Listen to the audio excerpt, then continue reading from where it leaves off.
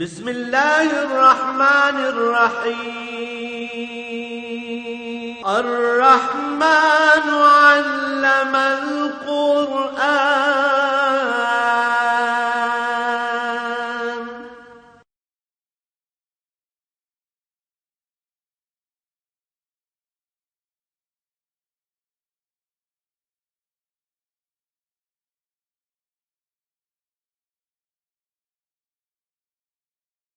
الحمد لله رب العالمين والصلاة والسلام على حبيبه محمد وآله وصحبه أجمعين. أعوذ بالله من الشيطان الرجيم. بسم الله الرحمن الرحيم. والذين كذبوا بآياتنا ولقاء الآخرة حبطت أعمالهم هل يجزون إلا ما كانوا يعملون. واتخذ قوم موسى من بعده من حليهم عجلا جسدا له خوار ألم يروا أنه لا يكلمهم ولا يهديهم سبيلا اتخذه وكانوا ظالمين. ولما سقط في أيديهم ورأوا أنهم قد ضلوا قالوا لئن لم يرحمنا ربنا ويغفر لنا لنكونن من الخاسرين. اللهم سبحانك لا علم لنا إلا ما علمتنا إنك أنت العليم الحكيم. مولاي صل وسلم دائما أبدا على حبيبك خير الخلق كلهم. والذين كذبوا بآياتنا ولقاء الآخرة. یہاں ایک قانون بیان فرمایا گیا ہے جو سب کے لیے ہے، تمام بنی آدم کے لیے ہے، کہ جو لوگ ہماری آیات کا، ہمارے احکام کا، ہماری کتاب کا انکار کرتے ہیں اور آخرت کی ملاقات کا انکار کرتے ہیں،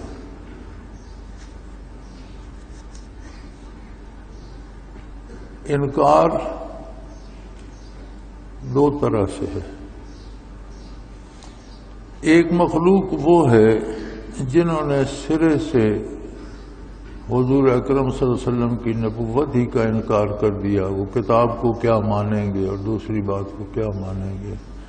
سری کافر جو ہے. ایک یہ انکار اعتقادی ہو گیا کہ عقیدتاً جو لوگ کافر ہیں، اور یہاں ذکر بھی انکار اعتقادی کا ہے. لیکن اس میں احتیاط کا پہلو یہ ہے کہ انکار عملی بھی کم مضر نہیں ہے. ائمہ کرام کے نزدیک ایمان عمل کا نام ہے. عمل گواہ ہے ایمان کا. ایمان ایک دعویٰ ہے. بندہ کہتا ہے میں مومن ہوں، میں مسلمان ہوں، میں ایمان رکھتا ہوں، یہ ایک دعویٰ ہے. اب اس کے جو کردار ہے وہ اس پہ گواہی دیتا ہے کہ یہ مسلمان ہے، حرام نہیں کھاتا، حلال کھاتا ہے، جھوٹ نہیں بولتا، سچ بولتا ہے، فرض کے وقت فرض عبادت عطا کرتا ہے، نفل کے وقت نفل پڑھتا ہے، زندگی اسلام کے مطابق گزار رہا ہے، یہ مسلمان ہے. یعنی یہ گواہی اس کا کردار دیتا ہے. اگر کردار غیر اسلامی ہو جائے، جیسا کہ ہم اپنے معاشرے میں دیکھتے ہیں کہ بے شمار لوگ ایسے ہیں جو فرائض سے غافل ہیں، نماز ادا نہیں کرتے، روزہ نہیں رکھتے، زکوٰۃ ادا نہیں کرتے. بے شمار ایک طبقہ ایسا ہے جو حرام کو حلال سمجھتا ہے. مثلا سود کا نام بدل کر منافع رکھ دیا یا پرافٹ رکھ دیا یا اس طرح کے کوئی مارک اپ رکھ دیا. تو اب اگر آپ کتے یا خنزیر کا نام بدل کر دمبا رکھ دیں تو کیا وہ حلال ہو جائے گا؟ اس کا طریقہ کار لین دین وہی ہے جو شرعاً حرام ہے، اور وہ سود ہے. اس کا نام بدل دیا اور مخلوق کھائے جا رہی ہے. تو یہ عملاً انکار ہے، برائی کرنا، جھوٹ بولنا، دوسروں کا مال کھانا، رشوت لینا، غداری کرنا، تنخواہ لے لینا اور ڈیوٹی پوری نہ کرنا. تو یہ ساری چیزیں جو ہیں، ایک آدمی تنخواہ لیتا ہے یا ایک آدمی دیہڑی لیتا ہے، مزدوری لیتا ہے، کام پورا نہیں کرتا، ہیلوں بہانوں سے وقت گزار دیتا ہے، تو یہ ساری چیزیں عملی انکار میں آ جاتی ہیں کہ اس کا عمل جو ہے وہ انکار کر رہا ہے.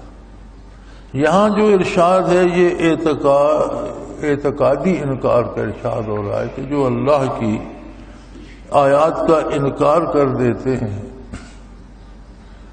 لیکن یہ ضرور دیکھا جائے کہ بنی اسرائیل نے جب سمندر سے پار اترے اور موسیٰ علیہ السلام طور پر تشریف لے گئے تو بعد میں ایک بچڑا بنا لیا، اس کی پوجا کرنے لگے. تو یہ لوگ بظاہر تو موسیٰ علیہ السلام پر ایمان لائے تھے، یہ تو ان کے ساتھ ہجرت کرنے والے تھے، یہ تو وہ لوگ تھے جو فرعون کے خلاف ہو کر موسیٰ علیہ السلام پر ایمان لا کر ان کے ساتھ مصر سے ہجرت کر گئے. تو ان کا جو انکار تھا وہ پھر اعتقادی بھی ان سے ہوا، کچھ لوگ اعتقاداً بھی بدل گئے، لیکن بیشتر عملی تھا. اور بڑی عجیب بات ہے، کہتے یہ تھے کہ موسیٰ بھول گئے، خدا تو ہمارے پاس، اللہ الہ تو معبود تو ہمارے پاس آ گیا، موسیٰ پتہ نہیں کہاں پہاڑوں میں چلے گئے. جتنے لوگ عملاً اسلام کا انکار کرتے ہیں اور غیر اسلامی چیزوں کو اپناتے ہیں، دلیل ان کی بھی یہی ہے. وہ کہتے ہیں جی یہ بات یہ مناسب نہیں ہے جس کو آپ شریعت کہہ رہے ہیں، اور یہ کام جو ہم کر رہے ہیں یہ مناسب ہے. گویا دبے لفظوں میں یہ بھی کہتے ہیں کہ رسول اللہ صلی اللہ علیہ وسلم سے معاذ اللہ خطا ہوئی، آپ نے جو بات بتائی وہ ٹھیک نہیں ہے، جو ہماری رائے ہے وہ ٹھیک ہے. اور یاد رکھیں نبی کے مقابلے میں رائے کی کوئی حیثیت نہیں ہے. جو نبی فرما دے وہ قطعی حق ہے، اور اس پر جو ایمان رکھتا ہے مرد یا عورت، اسے اس کے خلاف سوچنے کا بھی اختیار اللہ نے نہیں دیا کہ دل میں بھی اس کے خلاف نہ سوچے، یہ نہ یہ کہ زبان سے نکالے. اور اگر کوئی یہ جرم کرتا ہے حبطت اعمالہم، تو پھر اس نے جو نیکیاں کی ہوئی ہوتی ہیں وہ ضبط ہو جاتی ہیں، ان کی کوئی حیثیت نہیں ہے. بعض کافر بھی عملی دنیا میں بہت اچھے نیک کام کر دیتے ہیں. آپ کے پاس لاہور میں اب بھی وہ گنگا رام اسپتال ہے، وہ گنگا رام نے بنایا تھا، آج تک لوگ اس سے استفادہ کر رہے ہیں اور علاج کروا رہے ہیں. کنویں بنا دیتے تھے ہندو بھی، تالاب بنا دیتے تھے، غریب کی مدد کر دیتے تھے. تو یہ جو نیک کام کوئی غیر مسلم کرتا ہے یا جس کا اللہ اور آخرت پر ایمان نہیں ہے، وہ اللہ اور آخرت کے لیے کرتا نہیں ہے. بنیادی طور پر جو اللہ کریم پر ایمان ہی نہیں رکھتا، جو آخرت پر یقین نہیں رکھتا، وہ آخرت کے اور اللہ کے لیے کام کیوں کرے گا؟ وہ کرتا ہی کسی دنیاوی فائدے کے لیے.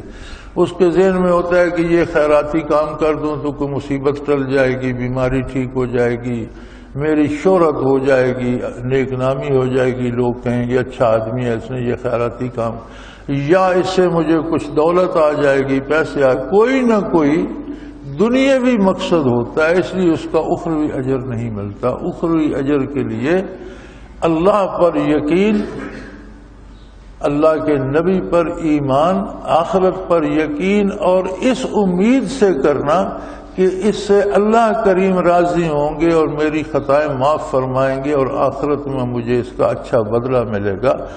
نیک عمل کے لیے بنیادی عقیدہ ضروری ہے. سو فرمایا یہ تو قانون ہے، والذین کذبوا بآیاتنا ولقاء الآخرۃ حبطت اعمالہم. جو لوگ اللہ کی آیات کا انکار کرتے ہیں یا آخرت کی ملاقات کا انکار، ان کے اعمال ضبط ہو جاتے ہیں، غارت ہو جاتے ہیں. هل یجزون الا ما كانوا یعملون. اور بات بھی سچ ہے کہ وہی اجر ملے گا جو وہ کرتے تھے. اگر کرتے ہی دنیا کے لیے تھے تو اجر بھی دنیا میں ہی ملے گا. آخرت کے لیے کریں گے تو آخرت کا اجر پائیں گے. وَاتَّخَذَ قَوْمُ مُوسَىٰ مِن بَعْدِهِ حُلِّيَّهُمْ عِجْلًا جَسَدًا لَهُ خُوَارٌ أَلَمْ يَرَوْا أَنَّهُ لَا يُكَلِّمُهُمْ وَلَا يَهْدِيهِمْ سَبِيلًا اتَّخَذُوهُ وَكَانُوا ظَالِمِينَ. موسیٰ علیہ السلام تو طور پہ چلے گئے. ان کے ساتھ انہی کی بنی اسرائیل میں سے ہی ایک شخص عملیات اور جادو کرتا تھا، اس کا نام سامری تھا. اس نے ان لوگوں کو گمراہ کیا، اور چونکہ فرعونیوں کے گھروں کا سارا کام کاج، قبطیوں کے گھر کا سارا کام کاج یہی بنی اسرائیل کے لوگ کرتے تھے، تو ان کا زیور، مال، روپیہ، پیسہ بھی ان کے ہاتھوں میں ہوتا، فلاں جگہ رکھ دو فلاں. تو جب یہ نکلے تو بہت سا زیور اور سونا چاندی بھی اٹھا کر ساتھ لے گئے. جب موسیٰ علیہ السلام طور پہ تشریف لے گئے تو سامری کو شرارت سوچی. اس نے کہا بھئی وہ سونا چاندی کا بوجھ اٹھائے اٹھائے پھرتے ہو، جنگلوں میں پھر رہے ہو، یہاں تم نے کون سے زیور پہن کر کسی کو دکھانے ہیں؟ لاؤ سارے جمع کرو تو میں تمہیں ایک بات بتاتا ہوں. جب وہ سارا جمع کر لیا تو اس نے اسے پگھلا کر ایک کو کھڈا سا بنا کر، سانچا سا بنا کر اس میں ڈالا، اور وہ ایک بچھڑے کی شکل کا جانور بن گیا.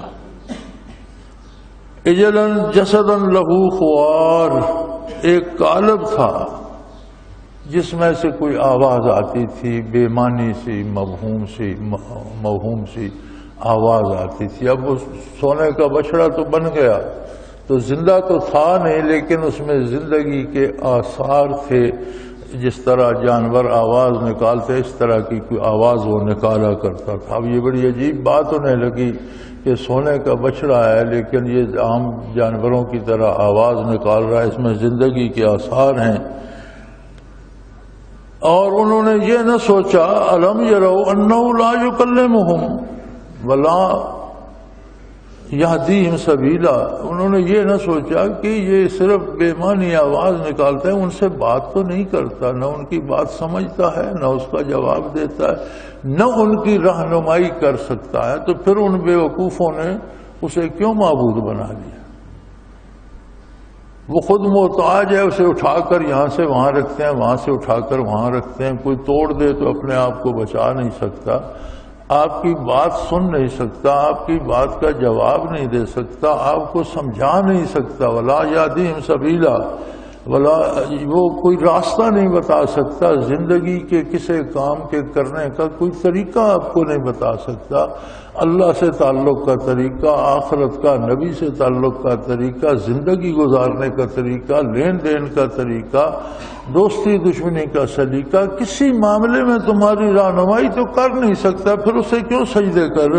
اتخذوہ وکانوا ظالمین، انہوں نے اسے معبود سمجھ لیا، اختیار کر لیا، اور انہوں نے بہت بڑی زیادتی کی، بہت بڑا ظلم کیا اپنے آپ کے ساتھ، اپنے آپ کو تباہ کر لیا.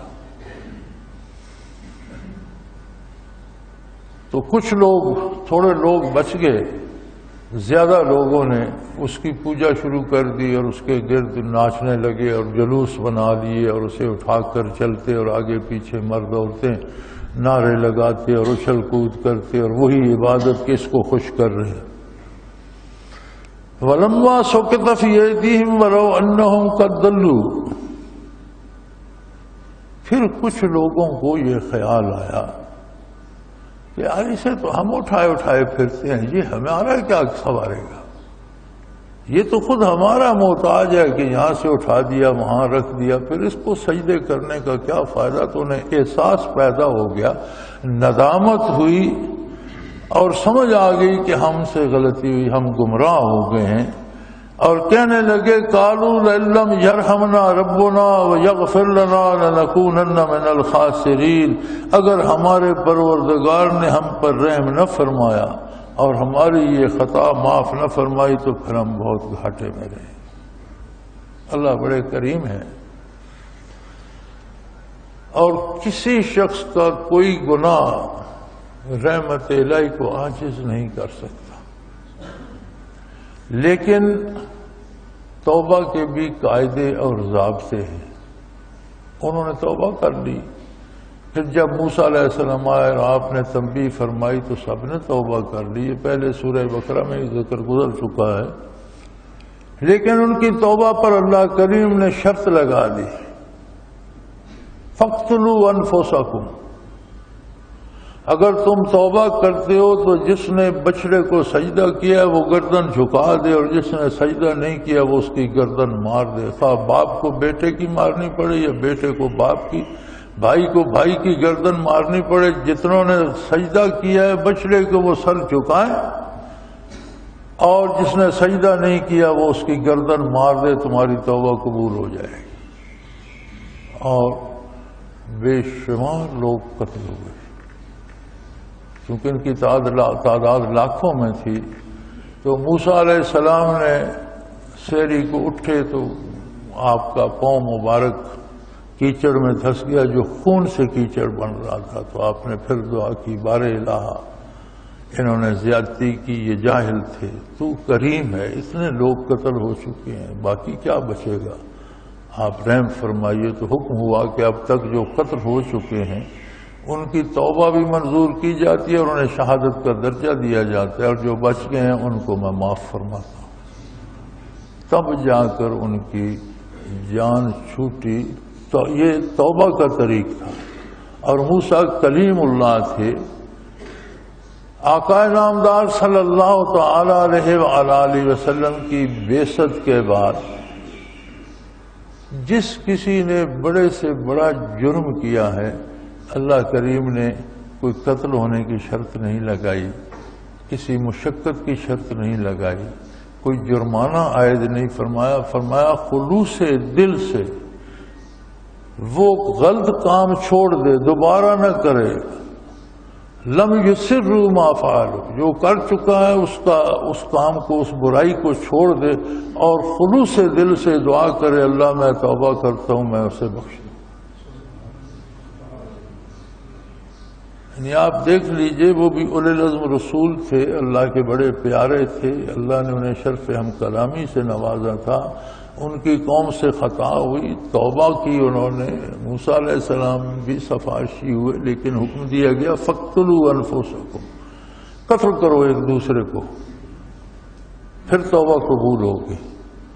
اور یہاں یہ عالم ہے کہ کتنے گناہ کر چکے ہو، کہہ دو یا اللہ میں نے جو کیا غلط تھی کیا، آئندہ نہیں کروں گا، اور خلوص دل سے کہہ دو میں تیرے نبی کا دامن تھامتا ہوں، فرماتا ہے سارے گناہ معاف کر. التائب من الذنب کمن لا ذنب له، او کما قال رسول اللہ صلی اللہ علیہ وسلم. فرمایا گناہ سے توبہ کرنے والا ایسا پاک ہو جاتا ہے جیسا اس نے کوئی گناہ کیا ہی نہیں تھا.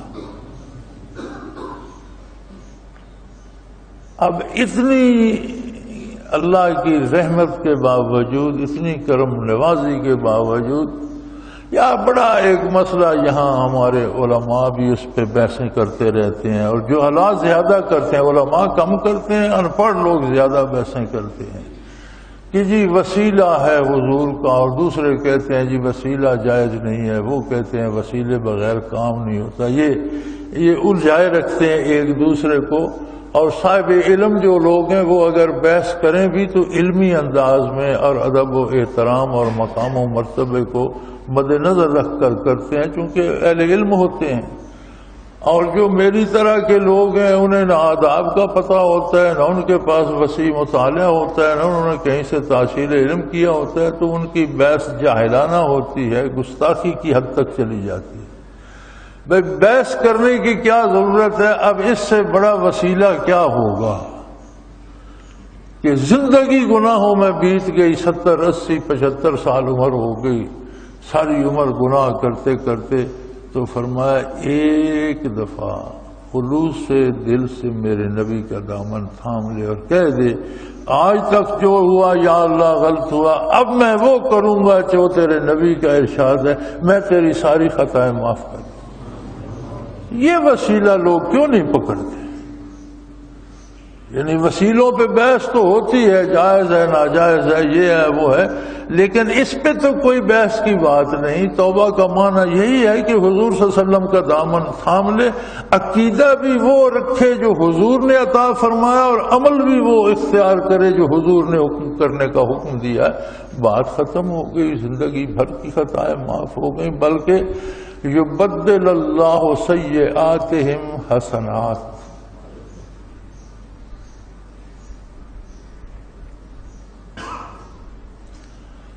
اس کا کرم، پھر اس کا کرم ہے، اس کے کرم کی بات نہ پوچھ۔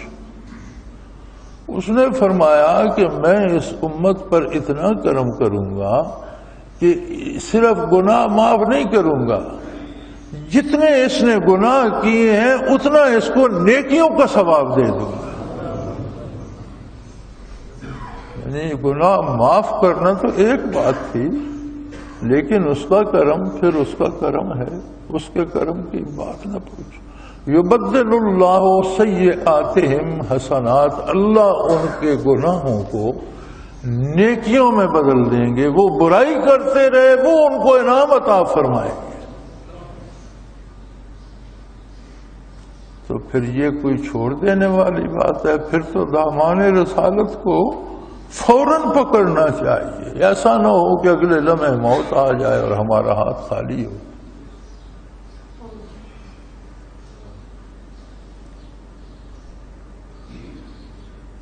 تو جب وہ نادم ہوئے اور انہیں خیال آیا کہ ہم نے غلطی کی، تو کہنے لگے اب اللہ ہی رحم کرے اور ہمارے گناہ معاف کرے، ورنہ ہم بہت گھاٹے میں چلے گئے۔ تو اللہ نے ان پہ رحم فرمایا، ان کے گناہ معاف فرمائے، لیکن توبہ کا طریقہ بڑا مشکل تھا۔ وَلَمَّا رَجَعَ مُوسَىٰ إِلَىٰ قَوْمِهِ غَضْبَانَ آسِفًا، موسیٰ علیہ السلام جب واپس آئے اور قوم کا حال دیکھا تو دکھ اور غصے دونوں کیفیات آپ پر ہیں۔ ایک تو دکھ ہوا کہ دیکھو ان ظالموں کو، دیکھو میں انہیں فرعون کے قہر سے چھڑوا کر سمندر چیر کر اللہ کی رحمت کے زیر سایہ لایا ہوں، اور یہ پھر بچڑے بنا کر پوجنے لگ گئے۔ بڑا دکھ ہوا انہیں، اور پھر غصہ بھی آیا۔ اللہ کے لیے غصہ کرنا بھی سنت انبیاء، لیکن اللہ کے لیے ہو، اپنی ذات کے لیے نہیں۔ فرمایا قال بئس ما خلفتمونی من بعدی، تم لوگوں نے میرے بعد میری خلافت کا حق ادا نہیں کیا، میری نیابت کا حق ادا نہیں کیا، بہت برا کیا تم لوگوں۔ اسرائیلیوں نے ہی کیا ہوگا، ہم تو حضور کی خلافت کا حق ادا کر رہے ہیں۔ قرآن کس سے حقائقیں بیان کرنے کے لیے بیان نہیں فرماتا۔ قرآن یہ جو قصے، قرآن تاریخ کی کتاب نہیں ہے، قرآن کتاب ہدایت ہے۔ تاریخ کی کتاب ہوتی تو ہر قصے کو ایک جگہ مربوط کر کے طویل کر کے کہانی لکھ دیتی، لیکن اس کتاب میں تو موسیٰ علیہ السلام کا ذکر بھی جا بجا بکھرا پڑا ہے۔ جس ذکر سے جو پہلو اصلاح کا، جس قصے کے جس حصے سے جو پہلو اصلاح کا نکلتا ہے اور جو موضوع زیر بحث ہے وہاں اس کی ضرورت ہے، قرآن وہ بیان کرتا ہے۔ دوسری جگہ دوسرا پہلو ضروری ہے، وہاں وہ ارشاد فرماتا ہے۔ یہاں فرما رہا ہے موسیٰ علیہ السلام کو بہت دکھ بھی ہوا، بہت غصہ بھی آیا، اور فرمانے لگے بئس ما خلفتمونی من بعدی، میرے بعد تم نے جو میری نیابت بہت بری کی یار، تم نے تو دین ہی بدل کے رکھ دیا۔ دین پر عمل نہ کرنا تو اور بات تھی، تم نے تو دین تبدیل کر کے رکھ دیا، کتنا بڑا ظلم کیا تم نے۔ ہم تو کوئی ایسی تکلیف اپنے رسول کو نہیں دے رہے، ہم مسلمان جو کہلاتے ہیں، ہمارا تو سارا نظام اسلامی ہے، اور اگر ہم نے بھی بدل دیا ہے تو پھر ان اسرائیلیوں میں اور ہم میں کیا فرق ہے؟ بلکہ ہم ان سے بڑے مجرم ہیں، جبکہ ہمارے دانشور کہتے ہیں یہ گئی گزری بات ہے جی۔ اگلے دن ایک ٹی وی پہ کہہ رہا تھا سرکاری بندہ، وہ جی اللہ اکبر کا زمانہ رخصت ہوا، یہ صریح کفر ہے، کہنے والا کافر ہے۔ اللہ کا نام رخصت ہونے کے لیے نہیں ہے، اللہ کا دین رخصت ہونے کے لیے نہیں ہے، یہ نزول سے لے کر قیامت تک رہے گا۔ یہ قرآن بھی رہے گا، اس پر اس کے پڑھنے والے بھی ہوں گے، اس کو سمجھنے والے بھی ہوں گے، اس پر عمل کرنے والے بھی ہوں گے، تھوڑے ہوں یا زیادہ، یہ بندوں کے اپنے اپنے نصیب، لیکن کوئی انہیں ختم نہیں کر سکتا۔ اللہ اکبر اللہ ہی کو زیب ہے، اگر اللہ اکبر ہی چلے گئے تو باقی بچا گیا۔ یعنی آپ جرأت دیکھیں، اور سارا نظام کافرانہ ہی نہیں، وہ نظام ہے جسے انگریزی میں سلیوری سسٹم کہتے ہیں، غلامانہ نظام ہے، انگریز نے بنایا تھا۔ اور مزے کی بات یہ ہے کہ انگریز سے کوئی جرم سرزد ہو جاتا تو اس کے خلاف ہندوستان میں مقدمہ نہیں چلتا تھا، متحدہ ہندوستان تھا اس وقت، تو انگریز کوئی جرم کرتا تو اس کے خلاف مقدمہ برطانیہ میں چلاتے تھے۔ کیوں؟ وہ کہتے آزاد قوم کا فرد ہے، وہاں آزاد قوم کا دستور ہے، وہاں مقدمہ چاہیے۔ دستور تو غلاموں کے لیے، آزاد قوم کے بندے کا مقدمہ یہاں غلاموں کے ساتھ نہیں چل سکتا۔ اور ہماری بدنصیبی دیکھیے کہ پون صدی ہو گئی، پون صدی میں کسی نے آئین و دستور کو اس غلامانہ نظام سے نکالا نہیں، کوئی اپنا دستور و آئین بنایا نہیں، اور اگر بنایا غلطی کی اس پر عمل نہیں ہوا، وہ صرف کاغذوں میں چند کاغذ پرزے لکھے ہوئے رہ گئے۔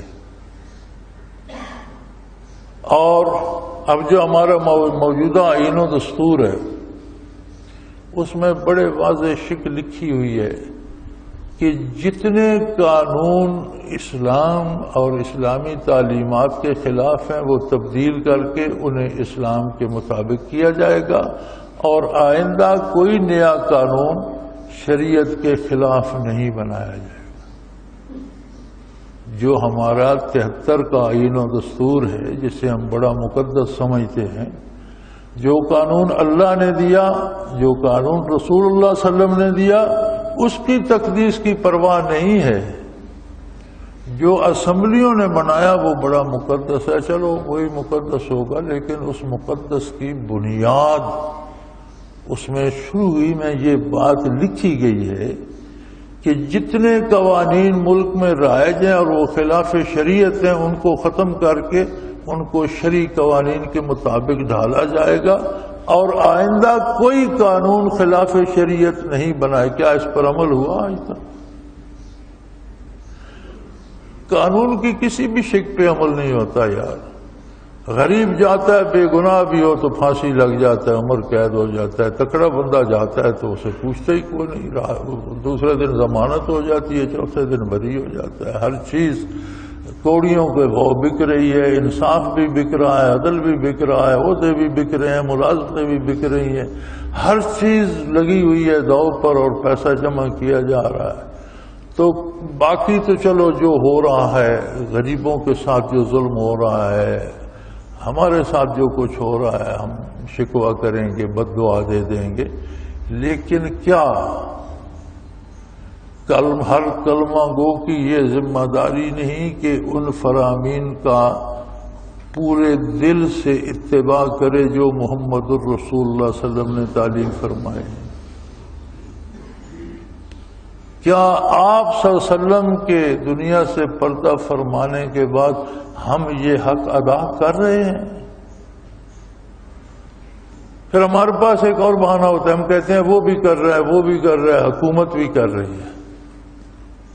میرے بھائی، وہ کر رہا ہے تو وہ غلط کر رہا ہے، اور ایک آدمی کی غلطی دوسرے کے لیے غلطی کا جواز نہیں بن جاتی۔ غلط کام غلط ہے، میں کر رہا ہوں، مولوی صاحب کر رہے ہیں، پیر صاحب کر رہے ہیں، وزیر صاحب کر رہے ہیں، صدر صاحب کر رہے ہیں، جو بھی غلط کرتا ہے وہ غلط ہے۔ ہمیں غلطی والے کا اتباع نہیں کرنا، ہمیں اللہ و اللہ کے رسول کا اتباع کرنا۔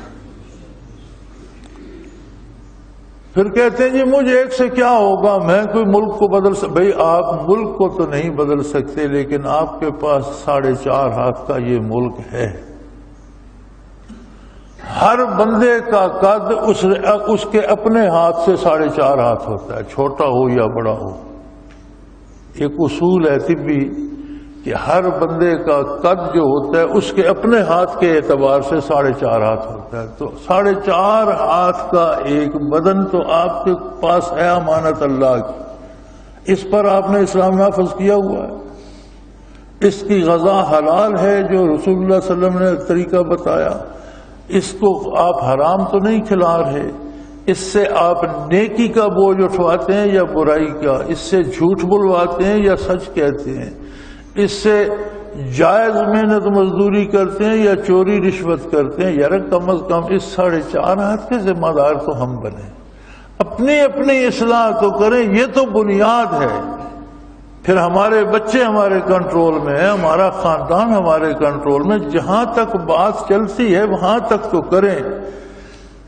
موسیٰ علیہ السلام نے تو انہیں فرمایا تھا بئس ما خلفتمونی من بعدی، جب ہم پیش ہوں گے تو حضور کیا فرمائیں گے؟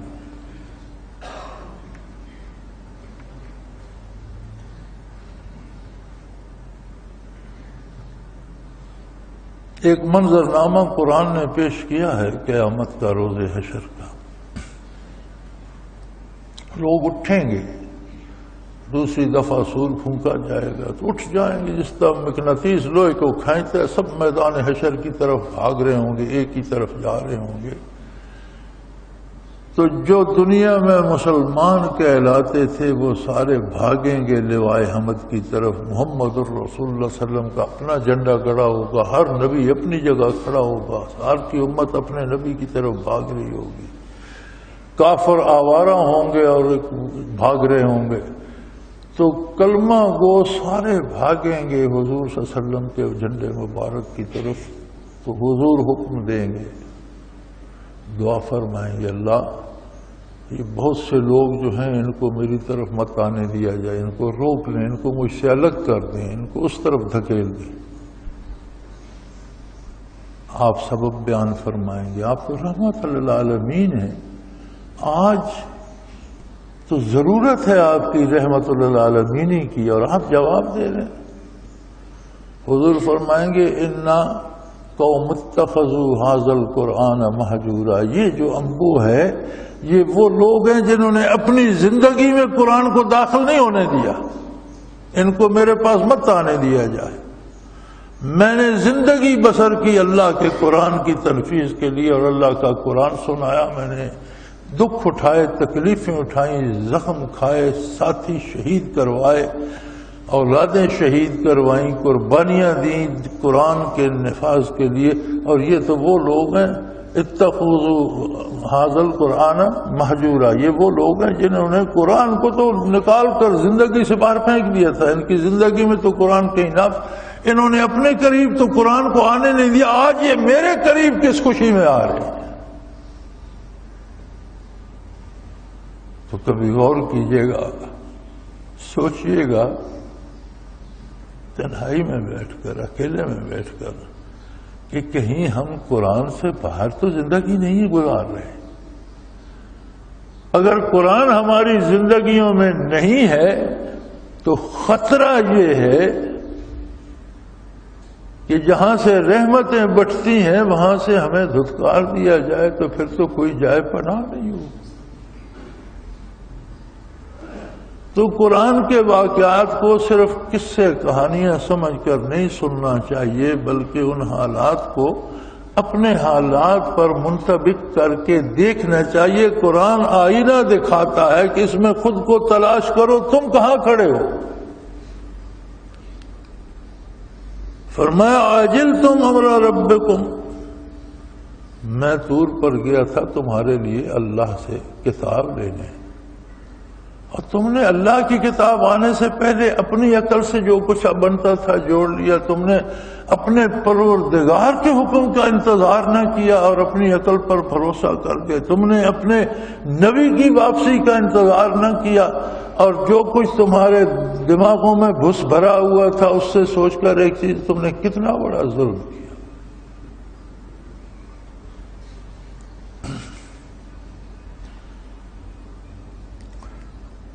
القل الغح، آپ کو اتنا غصہ آیا کہ آپ کو جو تورات لکھی لکھائی تختیاں مل گئی تھیں آپ نے پھینک دیں. وَأَخَذَ بِرَأْسِ أَخِيهِ يَجُرُّهُ إِلَيْهِ، اور اپنے بھائی کو سر کے بالوں سے پکڑ کر جھٹکے دیا. ہارون علیہ السلام بھی نبی تھے. موسیٰ علیہ السلام کو اتنا دکھ ہوا اللہ کی نافرمانی کا، کتاب الہی کے انتظار نہ کرنے کا، اور اتنا غصہ آیا کہ انہوں نے ہارون علیہ السلام کے بال مبارک بھی پکڑ لیے اور انہیں جھٹکے دیے. یجرہ الیہ، انہیں پکڑ کر بالوں سے جھٹکے دیے. قال ابن ام ان القوم استضعفوني وقعدوا يقتلونني ولا تشمت بي الاعداء ولا تجعلني مع القوم الظالمين. انہوں نے عرض کی کہ اے میرے بھائی، اکثریت لوگوں کی اس طرف ہو گئی تھی اور لوگ میرے ساتھ بہت تھوڑے رہ گئے تھے. انہوں نے مجھے بہت کمزور پایا. میرے ساتھ بندے تھوڑے رہ گئے تھے جنہوں نے گوسالے کو سجدہ نہیں کیا، اور اکثر جو تھے وہ بچڑے کی پوجا میں لگ گئے، اور وہ تو اس حد تک تھے کہ مجھے قتل کرنا چاہتے تھے. میں نے جب روکا، میں نے جب منع کیا تو وہ بفر گئے. قادو یقتلوننی، وہ مجھے قتل کرنا چاہتے تھے. اور دوسری جگہ ملتا ہے کہ مجھے قتل ہونے کا ڈر نہیں تھا، میں ڈر اس لیے گیا تھا کہ آپ فرمائیں گے تو آپ نے قوم میں تفریق ڈال دی، وہ مجھے قتل کرنے کو دوڑیں گے، کچھ مجھے بچانے کو دوڑیں گے، قوم میں لڑائی ہو جائے گی. تو میں اس بات سے ڈر گیا کہ جب آپ واپس آئیں گے تو مجھے فرمائیں گے کہ یار تم نے تو قوم میں دو قوم کو بانٹ دیا، ان کو آپس میں لڑا دیا. اس لیے میں نے اس حد تک میں نہیں گیا. ولا تشمت بی الاعداء، آپ مجھ پہ ناراض ہو کر دشمنوں کو خوش ہونے کا موقع نہ دیں. ولا تجعلنی مع القوم الظالمین، اور مجھے ان ظالموں میں شمار نہ فرمائیں. ہم تو قوم کو نہیں لڑا رہے نا، اپنے اقتدار کی خاطر، اپنی حکومت کی خاطر، چند ووٹوں کی خاطر، اپنے مفادات کی خاطر. کیا آج ہم قوم کو تقسیم نہیں کر رہے؟ کیا ہم نے قوم کو ایک دوسرے کا قاتل نہیں بنا دیا؟ کیا یہ سارا آئینہ آج ہمارے سامنے نہیں آ رہا بنی اسرائیل کی حقائق سے کہ ہم کیا کر رہے ہیں اور ہمارے سیاسی لیڈر کیا کر رہے ہیں اور ہمیں کہاں لے جا رہے ہیں؟ تو میرے بھائی، یہ ساری افراتفری میں وہ ہارون علیہ السلام والی بات اختیار کرنی چاہیے.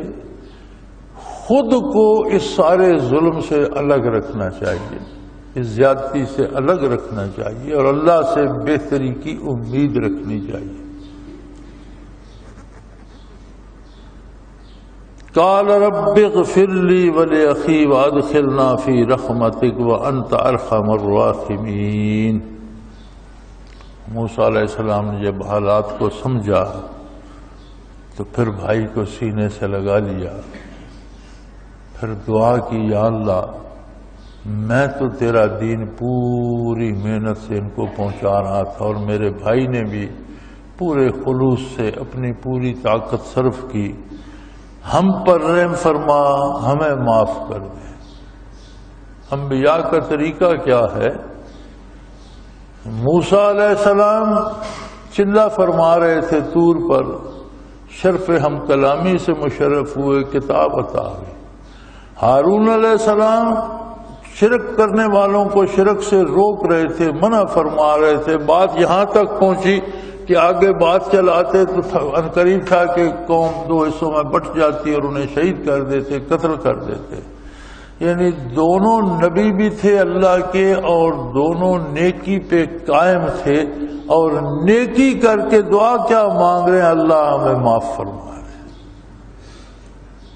گناہ پہ دلیر ہونا تو بڑی جرات کی بات ہے، نیکی کر کے بھی اس کی بخشش طلب کرنی چاہیے. نیکی تب نیکی ہے جب اس کی بارگاہ میں قبول ہو جائے. اور ہماری نیکیاں کیا ہیں؟ ہماری نمازیں، ہمارے روزے، ہماری عبادتیں کیا ہیں؟ اور اس کی بارگاہ کتنی پرعظمت ہے.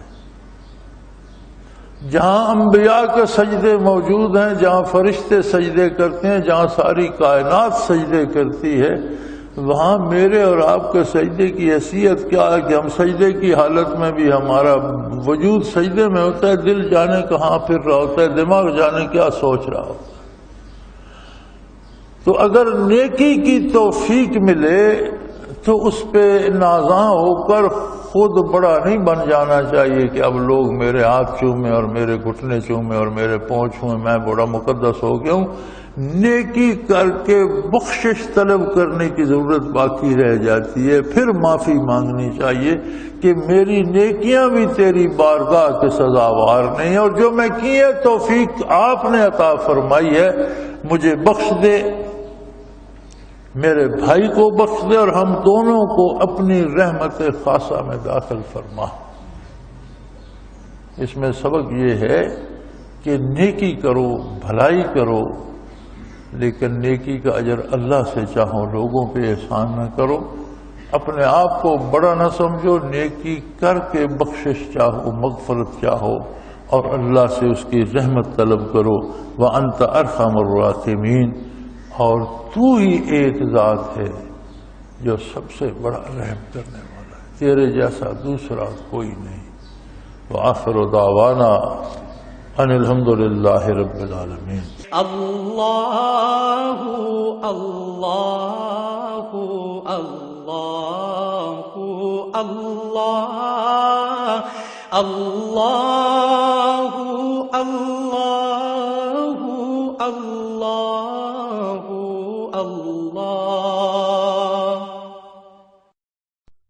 حضرت امیر محمد اکرم آوان مد ذلہ العالی دارالعرفان منارہ ضلع چکوال میں سالہ سال سے قرآن و حدیث کے اوپر خطابات کر رہے ہیں اور سلسلہ نقشبندیہ اویسیہ کے مطابق لوگوں کو ذکر الہی کی تربیت دے رہے ہیں۔ وہ قرآن پاک کی تفسیر ترتیب وار بیان کر رہے ہیں۔ تفسیر قرآن کو وہ موجودہ ملکی اور بین الاقوامی حالات کے مطابق بیان کرتے ہیں۔ موٹر وے سے کلر کہار کے انٹرچینج سے نکلتے ہوئے، کلر کہار کی جھیل سے ہوتے ہوئے، میانی، بوچھال اور نور پور سے گزرتے ہوئے دارالعرفان منارہ پہنچ سکتے ہیں۔ حضرت امیر محمد اکرم آوان نے بچیوں اور بچوں کی دینی اور دنیاوی تعلیم کے لیے سقارہ اکیڈمی کے نام سے ایک درسگاہ بھی قائم کی ہے، جس کا افتتاح ملک پاکستان کے صدر جنرل محمد ضیاء الحق نے اپنے دست مبارک سے کیا تھا۔